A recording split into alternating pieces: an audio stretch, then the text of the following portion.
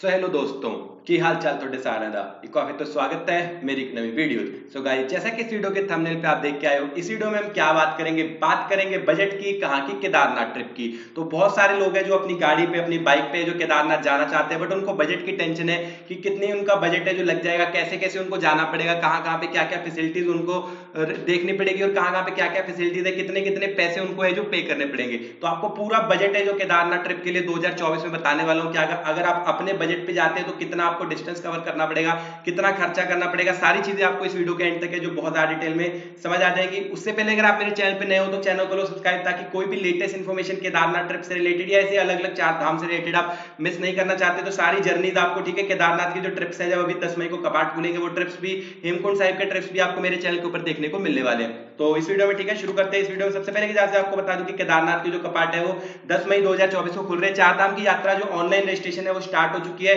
यात्रा करने के लिए ऑनलाइन रजिस्ट्रेशन करना बहुत ज्यादा इंपॉर्टेंट है, जिसको आप ऑनलाइन कर सकते हैं। अगर आपको रजिस्ट्रेशन की वीडियो देखने की, कैसे करना है, डेमो देखनी है कि कैसे कैसे पूरा प्रोसेस है, सारी डिस्क्रिप्शन में नीचे लिंक वगैरह दिए गए हैं। केदारनाथ सीरीज के ऊपर मैंने एक, मतलब केदारनाथ टॉपिक के ऊपर मैंने एक पूरी सीरीज बनाई है, जिसमें मैंने केदारनाथ के बारे में एक एक चीज है जो कि कैसे आप केदारनाथ यात्रा है जो 2024 में कर सकते हैं, कैसे आपको रजिस्ट्रेशन करना है, कैसे कैसे आपको पहुंचना है, कितना आपका बजट लगने वाला है, क्या क्या चीजें आपको देखनी है, किन बातों का आपको ध्यान रखना है, कैसे आपको अपना बैकपैक करना है, कौन कौन सी चीजें ले जानी है। तो पूरी मैंने सीरीज बना रखी है जिसमें आप सारी वीडियोस जाके देख सकते हो। उसके लिंक आपको नीचे डिस्क्रिप्शन में मिल जाएंगे, ऊपर आई बटन पे भी मिल जाएंगे। ठीक है, जो कपाट है चार धाम यात्रा के, ठीक है, गंगोत्री, यमुनोत्री और केदारनाथ के जो कपाट है वो 10 मई 2024 को खुलने वाले हैं। केदार जो बद्रीनाथ के कपाट है वो 12 मई को खुलेंगे, और जो हेमकुंड साहिब के कपाट है वो 25 मई को खुलेंगे। ठीक है, तो जिनको भी जाना है, सबसे पहला काम उनको क्या करना है, रजिस्ट्रेशन करना है। रजिस्ट्रेशन कैसे करनी है उसकी पूरी इंफॉर्मेशन नीचे डिस्क्रिप्शन में अवेलेबल है। उसके बाद अगर हम बात करें बेसिक इन्फॉर्मेशन की, तो हम यहाँ से जो बजट कंसिडर करने वाले हैं कि हम अगर कार से या बाइक से जाना चाहते हैं तो कितना खर्चा हमारा आ जाएगा। तो उस पहले हम कैलकुलेट करेंगे कि दिल्ली से हम जाना चाहें। मोस्टली जो मैक्सिमम लोग हैं वो दिल्ली से जाना चाहते हैं, तो इसमें आपके दो टॉपिक्स कवर हो जाएंगे कि अगर आप दिल्ली से जाना चाहें तो आपका कितना खर्चा आ जाता है, या अगर आप ऋषिकेश से जाना चाहें तो आपका कितना खर्चा आ जाएगा। तो सारी चीजें आपको डिटेल में बताने वाला हूं। तो दिल्ली से केदारनाथ का जो टोटल डिस्टेंस है वो अप्रोक्सीमेट 500 किलोमीटर का है। दिल्ली टू ऋषिकेश 250 किलोमीटर है। ऋषिकेश से सोनप्रयाग 250 किलोमीटर है, जिसको अगर आप गाड़ी में करते हैं कवर या बाइक से कवर करते हैं तो आपको 15 से 16 घंटे लग जाएंगे, अगर आप एक बार में पूरा डिस्टेंस है जो कवर करते हो। इतना मिनिमम टाइम आपको लगेगा ही। सोनप्रयाग क्या है, सोनप्रयाग बेस कैंप है केदारनाथ ट्रैक का, जहां तक आपकी गाड़ियां या आपकी बाइक वगैरह जाने वाली है। उसके बाद सोनप्रयाग में पेड पार्किंग है, जहां पे आपको अपनी बाइक या गाड़ियां पार्क करनी पड़ेगी। वहां पे आपको जो बाइक्स के लिए पे करना पड़ता है वो 80 रुपीज पर डे करना पड़ता है, गाड़ियों के लिए 200 रुपए पर डे आपको पे करना पड़ता है। सोनप्रयाग से फिर गौरीकुंड आपको जाना पड़ता है 6 किलोमीटर के लिए, जो उसके लिए आपको शेयर टैक्सी मिलती है, जिसके लिए आपको 50 रुपए जो पे करने पड़ते हैं। सारी चीजें दोबारा डिटेल से बताऊंगा, यहाँ पे सिर्फ एक बेसिक इन्फॉर्मेशन दे रहा हूँ। उसके बाद गौरीकुंड से केदारनाथ का जो ट्रैक है वो पैदल करना होता है, तो वो आपका बिल्कुल फ्री रहता है, उसके लिए आपका कोई खर्चा नहीं रहता। तो ये थी आपकी बेसिक इन्फॉर्मेशन जो आपको पता होनी चाहिए। तो अब सबसे पहले स्टेप ये करें, रजिस्ट्रेशन कर लें। सारी इन्फॉर्मेशन डेमो के नीचे वीडियो में अवेलेबल है। अब हम बात करते हैं बारी बारी की, पूरी चीजें डिटेल में बताता हूँ कहाँ कहाँ पे आपको पैसे खर्चने पड़ेंगे और कितने कितने पैसे हैं जो आपको खर्चने पड़ेंगे। तो सबसे पहले अगर हम बात करें कि अगर आप दिल्ली से ऋषिकेश जा रहे हैं, तो मैंने आपको ऑलरेडी बताया कि 260 किलोमीटर का जो डिस्टेंस है आपको कवर करना है। आप सपोज करिए आपकी बाइक या आपकी कार है जो 15 की एवरेज दे रही है, तो 15 की एवरेज के हिसाब से आपको 260 किलोमीटर जो ट्रेवल करना है, तो अप्रोक्सीमेट 1800 रुपीज की है जो आपको क्या लगेगा, पेट्रोल लगेगा। मतलब 1800 रुपए का आपका पेट्रोल लगेगा, और आप जो टोल आपके आने वाले हैं दिल्ली से ऋषिकेश तक 400 रुपए आप मानिए कि आपके टोल का खर्चा आएगा। तो अप्रोक्सीमेट 2200 रुपए आपका लगेगा दिल्ली से ऋषिकेश आने में गाड़ी में। अगर आप अकेले आ रहे हैं तो एक जन का 2200 लगेगा, अगर आप 4 लोग आ रहे हैं तो 4 लोगों का मिला के आपका 2200 रुपए लगने वाला है। तो यहाँ पे दिल्ली से ऋषिकेश टोटल आपका 260 किलोमीटर का डिस्टेंस है, 8 घंटे का समय लगेगा, 1800 रुपए आपका जो पेट्रोल का खर्चा आने वाला है। आपकी जो गाड़ी की एवरेज है 15 के हिसाब से मैं कैलकुलेट कर रहा हूँ। उसके बाद आप ऋषिकेश में एक दिन का स्टे करने वाले हैं। यहाँ पे जो मैं कैलकुलेट कर रहा हूँ कि आप गाड़ी लेके अकेले जा रहे हैं, तो यहाँ पे ठीक है, ऋषिकेश का जो स्टे आपका रहने वाला है 500 रुपए का एक दिन का आपको स्टे मिलेगा डॉर्मेट्री में, जहाँ पे आप स्टे कर सकते हैं। 500 रुपए का आप सपोज करिए कि आपने खाना पीना खा लिया, जैसे सुबह आपने ब्रेकफास्ट किया, दोपहर को लंच, रात को डिनर वगैरह ऋषिकेश में किया, थोड़ा एंजॉय किया, तो आपको 500 रुपए जो ऋषिकेश में लग जाएंगे। उसके बाद ऋषिकेश से सोनप्रयाग का जो डिस्टेंस है वो दोबारा से 260 किलोमीटर का डिस्टेंस है, जिसमें हम कंसीडर कर रहे हैं कि जो हमारी गाड़ी है वो सिर्फ 10 की एवरेज देने वाली है। हमारा बाइक या गाड़ी जो भी है 10 की एवरेज देगा, तो हमको जो 260 किलोमीटर का डिस्टेंस है उसके लिए जो पेट्रोल डलवाना पड़ेगा वो लगेगा हमारा 2600 रुपए का। टोल है जो हम कंसीडर करेंगे 200 रुपए का, तो टोटल 2800 रुपए हमारा खर्चा आने वाला है ऋषिकेश से सोनप्रयाग जाने में, जो पेट्रोल का लगेगा अगर हम गाड़ी में जा रहे हैं 10 की एवरेज के हिसाब से। फूड है जो हम पूरे दिन में जो खर्चा करने वाले हैं, ठीक है, जो फूड का खर्चा आएगा वो 500 रुपए। ऋषिकेश से सोनप्रयाग जाने में दो जगह है जो आप देख सकते हैं, एक आएगा आपका देवप्रयाग संगम और एक आएगा धारी देवी टेम्पल। ये दोनों जगह भी आप रुक के स्टॉप लेके यहाँ पे दर्शन कर सकते हैं। फूड है जो आपका पूरे दिन में 500 रुपए का आप खर्चा कर देंगे, जैसे कि आपने सुबह ब्रेकफास्ट, दोपहर को लंच और रात को डिनर किया तो 500 रुपए का खर्चा आपका आ जाएगा। सोनप्रयाग में जब आप पहुंच जाएंगे, सोनप्रयाग में आपको पार्किंग देनी पड़ेगी, ठीक है। 150 रुपए पर डे के हिसाब से आपको यहाँ पे गाड़ी की जो पार्किंग देनी पड़ेगी, तो 450 रुपए आपके 3 दिन का, हम वहां पे 3 दिन रहने वाले हैं तो 3 दिन के हिसाब से हमको 450 रुपए मतलब यहाँ पे पे करने पड़ेंगे। तो कंसिडर करो कि 500 रुपए आपको पार्किंग के पे करने पड़ रहे हैं अपनी गाड़ी के।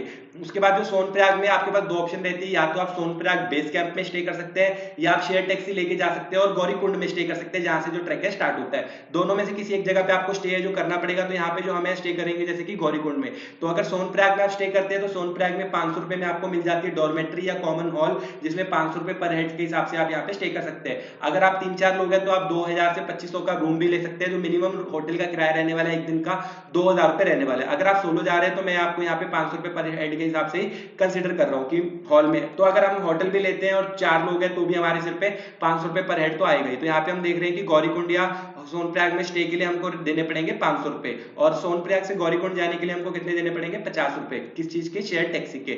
उसके बाद जो ट्रैक है वो आपका फ्री रहने वाला है, क्योंकि जो ट्रैक के लिए कोई पर्ची वगैरह नहीं कटती, बिल्कुल फ्री में आप ट्रैक कर सकते हैं। आपको गौरीकुंड से जो केदारनाथ तक जाना है पैदल, कोई भी आपका खर्चा नहीं है। जो फूड आपका लगने वाला है, जो ट्रैक आप 16 किलोमीटर का, ट्रैक का कितना डिस्टेंस है? 16 किलोमीटर का है। ट्रैक करने के लिए टोटल हमको कितना टाइम लगने वाला है? 10 से 12 घंटे का समय लगेगा, ठीक है। ट्रैक करने के लिए भी टोटल 16 किलोमीटर का डिस्टेंस है जो हम तय करेंगे गौरीकुंड से। तो रास्ते में हमको खाना पीना ये सबको खाना पड़ेगा, एनर्जी ड्रिंक पीनी पड़ेगी, नारियल पानी पीने पड़ेगी। तो उसके लिए हम सपोज कर रहे हैं कि 500 रुपए जो मैंने पूरे खर्च कर दिए केदारनाथ में खाने के लिए। उसके बाद अगर आप यहाँ पे आपके पास है जो फूड, अगर आपको पैदल नहीं जाना तो गौरीकुंड से आपके पास 3 ऑप्शन और अवेलेबल रहते हैं कि या तो आप हेलीकॉप्टर से जा सकते हैं, या घोड़े से जा सकते हैं, पालकी से जा सकते हैं। 3 ऑप्शन है। इसका खर्चा आपका 5000 से लेकर 40,000 रुपए पर हेड तक आ सकता है। तो ये आपके ऊपर डिपेंड है। मैं तो पैदल जा रहा हूँ तो ये खर्चे के बारे में आपको यहाँ पे डिस्कस नहीं करने वाला हूँ। तो यहाँ पे हमें जो केदारनाथ, ठीक है, जब हम केदारनाथ में ट्रैक करके पहुंच जाएंगे तो केदारनाथ में हमको क्या बुक करना पड़ेगा? स्टे बुक करना पड़ेगा। स्टे है जो मिनिमम आपका जो 2 प्रकार के स्टे मिलते हैं, एक तो टेंट स्टे मिलता है, एक हट स्टे मिलता है और एक हमको होटल्स मिलते हैं। जो टेंट स्टे है वो शेयरिंग में आपको 1000 रुपए पर पर्सन के हिसाब से मिल जाएगा। जो आपका हट का स्टे है वो आपको 1500 से 1800 या 2000 के बीच में मिल जाएगा। तो यहाँ पे मैं टेंट स्टे लेने वाला हूँ जो कि मुझे 1000 रुपए पे करने हैं। उसके बाद जो खाना है केदारनाथ में फ्री रहता है, कोई भी खाने के लिए हमको पैसा नहीं खर्चना पड़ता, क्योंकि जो लंगर है केदारनाथ में पूरा टाइम चलता रहता है। तो आप वहां पे बिल्कुल फ्री ऑफ कॉस्ट में जो लंगर में खाना खा सकते हैं। उसके बाद हमारा ट्रैक है कंप्लीट हो गया, हम दर्शन कर लेंगे। दर्शन के लिए भी हमारा कोई पैसा नहीं है। रात को जो हमने टेंट बुक किया था उसमें हम स्टे कर लेंगे। सुबह उठ के दोबारा दर्शन कर लेंगे और दर्शन करके हम निकल जाएंगे दोबारा कहाँ पे? गौरीकुंड की तरफ। केदारनाथ से गौरीकुंड दोबारा हमको पैदल जाना है तो कोई भी पैसा हमारा नहीं लगने वाला। गौरीकुंड से जो सोनप्रयाग दोबारा हमको शेयर टैक्सी करके जानी पड़ेगी, वो लगेंगे हमारे 50 रुपए। जब हम सोनप्रयाग पहुंच जाएंगे तो इस बार हमको सोनप्रयाग में स्टे करना पड़ेगा। अगर आपको स्टे नहीं करना, आपके पास अपनी कार तो है ही, तो पार्किंग से अपनी कार उठा के आप डायरेक्टली है जो निकल सकते हैं ऋषिकेश की तरफ, ठीक है। अगर आपको ओवरनाइट चलानी है तो ओवरनाइट चला लीजिए, अगर आप थक चुके तो यहाँ पे स्टे कर लीजिए। अगर आप स्टे करेंगे दोबारा से 500 पर हेड आपका स्टे का खर्चा आएगा। सोनप्रयाग से ऋषिकेश जाने में आपका, ठीक है, कितना लगेगा? दोबारा से 2600 का तेल लगेगा, 200 का आपका टोल लगेगा, तो 3000 रुपए आपका दोबारा खर्चा आएगा। कहां से? सोनप्रयाग से ऋषिकेश जाने में 2800 रुपए का टोटल खर्चा आएगा आपका। उसके बाद ऋषिकेश से दिल्ली जाने में दोबारा आपका कितना खर्चा आएगा? 2200 रुपए। तो यहाँ पे आपकी दिल्ली टू दिल्ली पूरी ट्रिप खत्म हो गई, ठीक है। अब ये जो सोनप्रयाग से दिल्ली जाने का मतलब इसमें खर्चा है खाने का, वो मैंने कंसिडर किया है कि हम 500 रुपए का रात में, मतलब जैसे खाना, जैसे रात में एक बार डिनर कर लिया, फिर सुबह ब्रेकफास्ट, दोपहर को लंच कर लिया, तो 500 रुपए हमारा जो खाने का टोटल लगने वाला है। तो मिनिमम जो लग्जरी बजट रहने वाला है, अगर आप अपनी गाड़ी लेके जा रहे हो, सिंपल अपनी गाड़ी लेके जा रहे हो जिसकी एवरेज 15 है प्लेन रोड पे और 10 है नॉर्मल रोड पे, तो आपका मिनिमम जो लग्जरी के साथ बजट लगने वाला है 16 बंदे का गाड़ी में, वो लगेगा 16,000 रुपए, जिसमें आपका आना जाना रहना पीना खाना सब इंक्लूडेड है। और अगर आप जैसे बाइक लेके जा रहे हो तो बाइक का उसमें तो आप एक ही बंदा जाओगे तो आपके 16,000 लगेंगे। और अगर आप विदाउट लग्जरी जा रहे हो कि मतलब आप यहाँ से जैसे खाने पे कम पैसे खर्च रहे हो या स्टे पे कम पैसे खर्च रहे हो, तो आपका जो मिनिमम बजट रहने वाला है, अगर आप सोलो गाड़ी लेके जा रहे हो तो आपका 14,000 रहने वाला है। अगर आप एक गाड़ी में 3 मतलब 4 लोग जा रहे हो, अगर 4 लोगों की ट्रिप है तो 4 लोगों की ट्रिप है जो यहाँ पे आपका जो सिर्फ पेट्रोल का खर्चा है ना, वो 10,400 रुपए का है। मतलब आने जाने का जो पूरा पेट्रोल है वो 10,400 रुपए का लग रहा है। तो यहाँ पे अगर आप 4 लोग जा रहे हो तो पेट्रोल का खर्चा है जो वो डिवाइड हो जाएगा 4 लोगों में। उसके बाद अगर आप सिंगल बंदा अपने आप को जो सोलो, मतलब अगर आप 4 लोग एक गाड़ी में जा रहे हो केदारनाथ, आना जाना आपका दिल्ली, जो टोटल बजट रहने वाला है वो 12,000 रुपए पर हेड आपका रहने वाला है। किस चीज का खर्चा? आने जाने का, जिसमें आपका रहना खाना पीना सब इंक्लूडेड रहेगा, 12,000 रुपए पर हेड के हिसाब से, ठीक है। मतलब कितना आपकी इसमें आपका सब कुछ मैंने इंक्लूड कर दिया, जिसमें आपका पेट्रोल का, खाना आना पीना, सिर्फ आपका जो पेट्रोल का खर्चा है वो डिवाइड होने वाला है। उसके बाद उसके अलावा जो बाकी सारा खर्चा है, जैसे कि खाने का हो गया, ऋषिकेश में स्टे का हो गया, ये सारे खर्चे आपके ऑलमोस्ट सेम आने वाले हैं। तो मैक्सिमम टू मैक्सिमम आपका जो 12,000 रुपए खर्चा आएगा। अगर आप खाने में भी जो डिविजन हो जाएंगे तो आपका मिनिमम है जो 10,000 रुपीज आपका पर पर्सन खर्चा आएगा, आना जाना खाना पीना गाड़ी में बिल्कुल लग्जरी के साथ। तो ये था आपका पूरा बजट। अगर आप जाना चाहते हैं गाड़ी पे, बाइक के हिसाब से भी अगर आपको देखना है, जिसकी बाइक की एवरेज इतनी है तो सेम ही खर्चा आएगा। जिसकी बाइक की एवरेज ज्यादा है 40-50 की है, उसके लिए मैंने एक सेपरेट वीडियो बना रखी है, वो वाली वीडियो जाके देख सकते हो कि उसमें आपका टोटल कितना खर्चा आता है। उसमें आपका टोटल खर्चा आता है सिर्फ 7,000 रुपए। जिसकी बाइक की एवरेज 40 है ना, उसका टोटल सिर्फ 7,000 रुपए खर्चा आता है, आना जाना खाना पीना सब इंक्लूडेड। क्लॉक रूम के लिए अगर आपके पास एक्स्ट्रा सामान है तो आप क्लॉक रूम में अगर जमा करते हो 100 रुपए पर हेड देना पड़ता है। बट मैं एज्यूम कर रहा हूँ कि आपके पास गाड़ी है तो आप अपना सारा सामान है जो गाड़ी में रख देंगे, तो क्लॉक रूम के लिए आपको कोई पैसा नहीं देना पड़ेगा, इसलिए मैंने इसको यहाँ पे नहीं जोड़ा। उसके अलावा जब आप केदारनाथ जाते हैं, वो अपनी गाड़ी में जा रहे हैं, तो कौन कौन से और पॉइंट्स है जो आप विजिट करके जा सकते हैं, वो है हरिद्वार। आप हरिद्वार अपनी पूरी गाड़ी में एक्सप्लोर कर सकते हैं, ऋषिकेश कर सकते हैं, देवप्रयाग संगम मैंने आपको ऑलरेडी बताया, आप देख सकते हैं, धारी देवी टेम्पल आप देख सकते हैं, सोनप्रयाग आप जा रहे हैं वो देख सकते हैं, गौरीकुंड आप देखेंगे, केदारनाथ दर्शन करेंगे, भैरव बाबा के दर्शन करेंगे। उसके बाद अगर आपको केदारनाथ से ऊपर और जाना है तो वासुकी ताल का ट्रैक भी वहीं से स्टार्ट होता है, जो कि आप कर सकते हैं।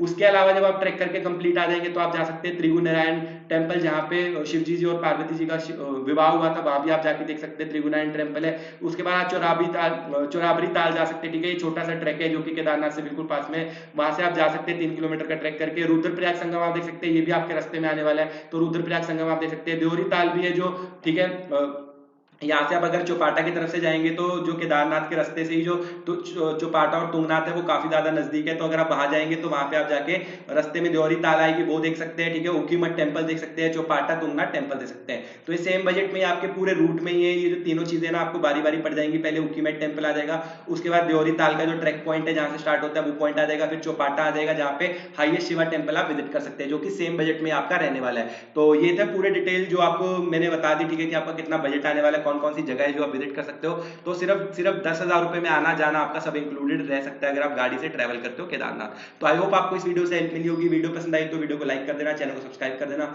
मिलते हैं अगली किसी वीडियो में, तब तक के लिए बाय बाय।